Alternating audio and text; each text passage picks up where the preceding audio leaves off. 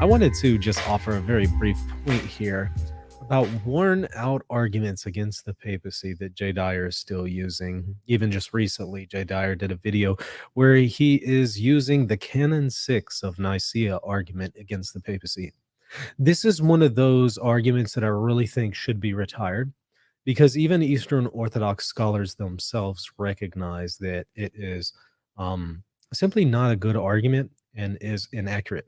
And if you're not familiar with the Canon 6 argument, it effectively says that Nicaea 1, Canon 6 shows that the Pope did not have universal jurisdiction. So the claim of the papacy in Vatican I is that he has this universal and immediate and ordinary jurisdiction. But they want to say, but look, here there's a limited jurisdiction of the Pope in Canon 6. So Canon 6 of Nicaea shows the Pope did not always have universal jurisdiction, therefore Vatican I false. This has just been put to death. I don't know why some Orthodox apologists are still presenting it. It looks like they may be behind in their understanding of the responses. Let me offer the response once again. But before I do so, let's actually read the canon. Canon 6, let the ancient customs in Egypt, Libya, and Pentapolis prevail, that the Bishop of Alexandria have jurisdiction in all these, since the like is customary for the Bishop of Rome also. So it's speaking about a limited jurisdiction that Alexandria is going to have over this territory, because in the same way, the Bishop of Rome also has some jurisdiction in his immediate territory. And they're especially talking about in relation to ordination of bishops. Likewise, in Antioch and the other provinces, let the churches retain their privileges. And this is to be universally understood, that if anyone be made bishop without the consent of the metropolitan, the great synod has declared that such a man ought not to be a bishop. So the metropolitan is going to have jurisdiction over the neighboring bishops on who is going to be ordained. If, however, 2 or 3 bishops shall, from natural love of contradiction, oppose the common suffrage of the rest, it being reasonable and in accordance with ecclesiastical law, then let the choice of the majority prevail. Okay, so again, what people are trying to say is, well, this shows a limited jurisdiction. It's speaking of a limited jurisdiction for Alexandria and neighboring territories, and it uses Rome as an example. Let me read this to you from Eastern Orthodox scholar Edward Sachinski, who I've had on the show many times. His book is The Papacy and the Orthodox Sources in History of a Debate.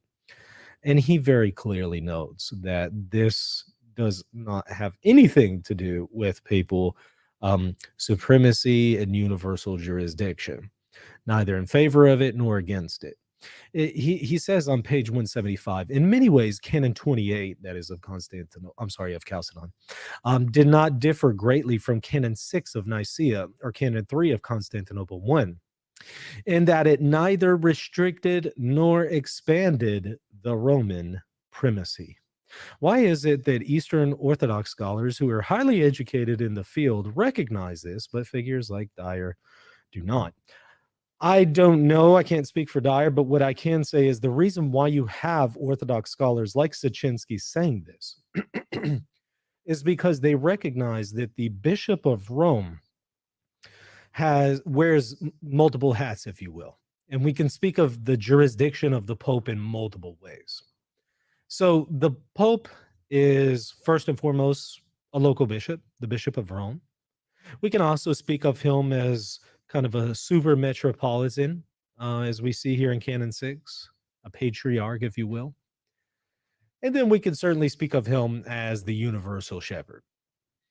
Whenever we speak of his jurisdiction on the local level, it's just over the Diocese of Rome. He's not the Bishop of Caesarea. He's not the Bishop of Constantinople. He's not the Bishop of Antioch. He's the Bishop of Rome. A very, very limited jurisdiction there, if we're speaking about him as just a local bishop. Now, if we speak of him as a patriarch, At this time, it was a little bit more limited than the West, but at this point, we could speak of the Bishop of Rome as the Patriarch of the West. However, at this time, it was for neighboring territories outside of Rome. Um, but that was for his patriarchal or the supra metropolitical jurisdiction, which is what the canon is talking about. You'll notice it's talking about their metropolitans. It's not talking about the Pope in his jurisdiction as a universal shepherd. It doesn't comment on that one way or another. It's just simply referring to the Pope as he wears the hat of a patriarch and his limited jurisdiction there, because the jurisdiction of the Pope as the Patriarch of the West is limited. He's not the Patriarch of the East. He's not the Patriarch of Alexandria. He's not the Patriarch of Constantinople. He's not the Patriarch of Moscow. The Pope is not the Patriarch of Antioch. He's not the Patriarch of Jerusalem, and so on and so on. He would be the Patriarch of the West, and that is going to be limited in territory.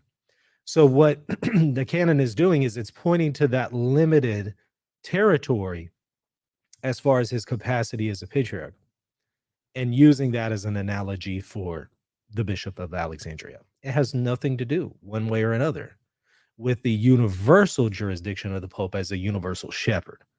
So we as Catholics aren't claiming that the Pope has universal jurisdiction as a local bishop. We're not claiming that he has universal jurisdiction as a Patriarch of the West. We're claiming he has universal jurisdiction whenever he's functioning as the universal pastor, a universal shepherd, not when he's functioning as the Patriarch of the West or when he functions as the Bishop of Rome. This is just a very, very simple point that can clearly be seen if you just know a little bit about the history of the canon. And that's why scholars like Dr. Sinchinsky readily admit this neither asserts nor takes away from the universal primacy of the Pope. So again, if Orthodox scholars can recognize that, I just kind of wonder why folks like Jay Dyer don't recognize that and are still circulating very, very poor and outdated arguments. Well, anyways, I hope this was helpful. If it was, hit that like button. And once again, I really appreciate y'all supporting me. See you later. God bless. Oh, wait, before you go, I would really appreciate it if you would consider supporting this channel. This is my primary means to provide for my family, and it also helps me to produce content like this video. If you would like to support me, become a patron by visiting patreon.com/reason and theology. You'll also get access to extra exclusive content when you become a patron. Lastly, hit that like button and the subscribe button, and be sure to leave a comment down below. God bless.